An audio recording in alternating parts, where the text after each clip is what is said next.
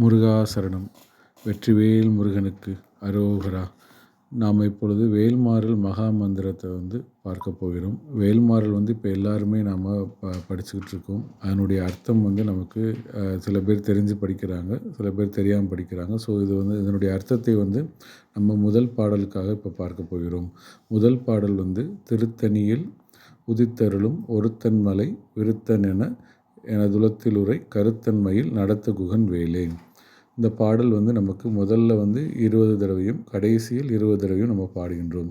நடுவில் 64 பாடல்களும் அதனோடு சேர்ந்து திருத்தணி விருத்தன் மலை 4 முறையும் மொத்தமாக 108 முறை இந்த பாடல் பாடுவதனால இது மகா மந்திரம் என்ற பெயர் கிடைத்துள்ளது.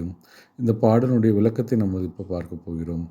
திருத்தணி முருகப்பெருமானின் அருமையும் அருளையும் கூறுகின்ற வரியை திருத்தணியில் உதித்தருளும், அதாவது திருத்தணி மலையில் கருணையுடன் எழுந்தருளிய முருகப்பெருமானே ஒருவன் மலை விருத்தன் தனிமையான உயர்ந்த மலையில், அதாவது திருத்தணி மலையில் வாழும் மூத்தவனாகிய இறைவன். இங்கு விருத்தன் என்பது வயது அல்ல, ஞானத்தின் முதிர்ந்தவர் என்ற பொருள். எனது உளத்தில் உரை, அதாவது எனது உள்ளத்தில் ஆழத்தில் எப்போதும் குடிகொண்டிருக்கும் இறைவன். கருத்தன் மெயில் நடத்து குகன் வேலே, அதாவது மயில் மேல் அமர்ந்து உலகையே வழிநடத்தும் குகன் நம்முடைய முருகப்பெருமானுடைய வேலே. வேல் என்பது சக்தி, பாதுகாப்பு, தீமையை அளிக்கும் அருள்.